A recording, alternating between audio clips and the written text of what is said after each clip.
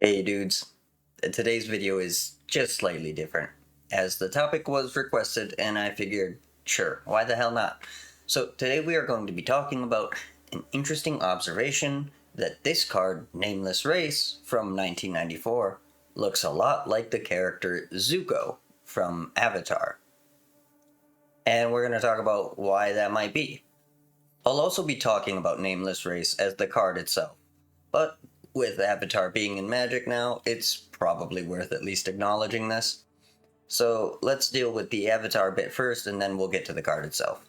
And if you're here for the history of Magic and not current events, fear not, because this observation isn't even new.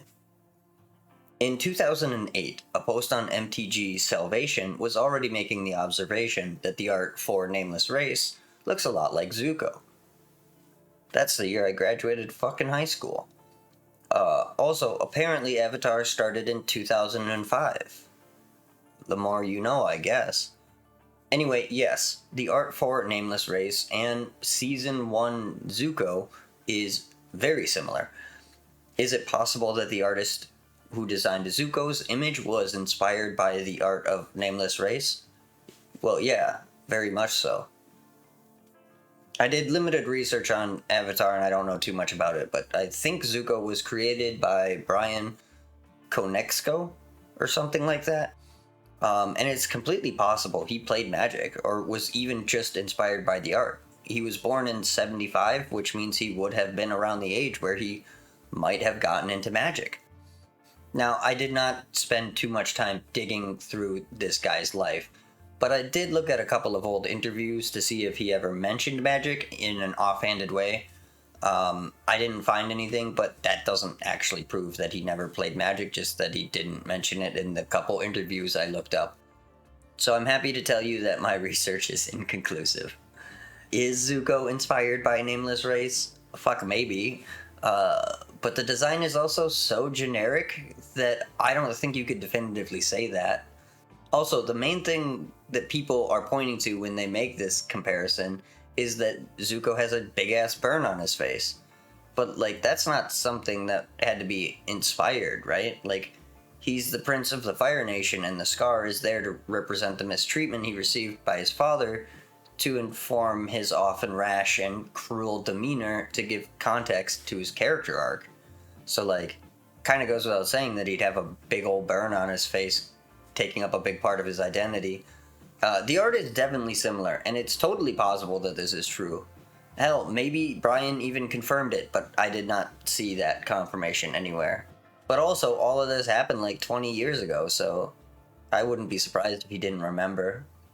Also, there was a Reddit thread about this 4 years ago on like r/Avatar The Last Airbender or whatever the fuck, and many of the comments expressed some level of doubt that this was anything more than coincidental. It's not like either of these designs are all that unique, right? I mean, sure, they're not the most common thing you've ever seen, but it's all like all of the design elements are stuff that you see elsewhere. Anyway, it's pretty interesting, but I don't think it's something that's necessarily true. But I can't confirm that this is true or untrue, and it's kind of a whole lot of nothing, really. Like, they do look similar. At the end of the day, I think it's just an interesting observation and not much else. It's probably coincidental, but maybe it's not. But if you have some proof of Brian confirming this, preferably him confirming it years ago before all of this was just potentially fuel for optics, I would love to hear about it. But that's really all I have to say on the subject. I did look into it, but I don't think it's true. Or at least I don't think that we can definitively say whether it's true or not, but they do look similar. It is definitely interesting to be like, oh, look at that. But I think it's nothing more than a coincidence. But let's talk about Nameless Race, because even without Avatar, it's a pretty interesting card. Nameless Race is a star creature that costs 3 and a black mana, and it has Trample. Pay star life when bringing Nameless Race into play.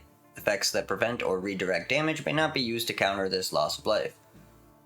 When Nameless Race is brought into play, star may not be greater than the total number of white cards all opponents have in play and in their graveyards.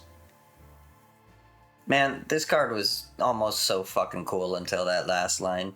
I really like it when they add the catch right at the end. Oh, guess what? This card is color hate. Haha, eat that, you dork. Still, it is a pretty interesting effect. I also like that it specifies all opponents. People tend not to realize that multiplayer Magic was popular from pretty much day one. It wasn't Commander at the time, but people still loved their multiplayer. It's pretty interesting to think about cards being designed for multiplayer way back in the day. But yeah, this card isn't strong, and it's not really playable. I've said it before, but it's hard to justify creature color hate in a sideboard because you'd rather just have things that deal with their strategy, not things that are like your win condition, but in a more niche way. Nameless Race and cards like it struggle to actually be relevant for, I guess, similar reasons that Magical Hack would, as I outlined in my last video. They just are too niche. Still, this is an interesting card. It's been printed exactly once, only appearing in the dark, but it does have some errata, which is interesting. Not in the text, like it does have errata text cleaning that up, but it's not interesting. The interesting part is that Nameless Race doesn't have a creature type. I'm pretty sure it's the only creature in Magic that doesn't have a creature type. That's pretty interesting. I don't know if that makes the card better or worse, or what situation that might be valuable or a detriment in, but it is kind of interesting. It's a neat card for sure, but it's not really that deep. And honestly, if this card wasn't requested and the art didn't look like Zuko, I probably wouldn't have enough to say to justify making a video about this card. Still, that being said, it is kind of interesting, and the whole looking like Zuko thing does give you a little bit more to talk about, because, like, I mean, just fucking look at it. It definitely does look like Zuko. I just don't have anything real to contribute to the conversation about it. I couldn't find any definitive proof either way. Anyway, let's talk about the art more. The art for Nameless Race was illustrated by Quentin Hoover, and it's honestly pretty sick. Like, that's a cool dude, and I'm not surprised Zuko looks like Nameless Race because it's a cool design. They're both really fucking cool. Quentin has really good and thick line work, and I think it's especially well executed in this card, but that's really all I have to say about the art on this one. Sorry if the subject matter of this video wasn't to your cup of tea, and sorry if I didn't go about this in the way people would have wanted. I just don't know what else to say about it. It's similar to Zuko, but I don't think that actually means anything. Like I said before, it's definitely possible Nameless Race inspired the design. I just didn't find any concrete evidence of that. I also don't think it's a big deal either way. Like, if it is, cool. If it isn't, also fine. It is a pretty fun fact, though, I guess. So hopefully people enjoyed the coverage. I think the most interesting thing is that people were talking about this all the way in 2008. I think that's pretty fucking funny. Time's a circle or what the fuck ever, right? Anyway, that's all I have. If you liked it, you can like the video. You can subscribe if you give a shit. But either way, I hope you have a magical day. Thank you for watching.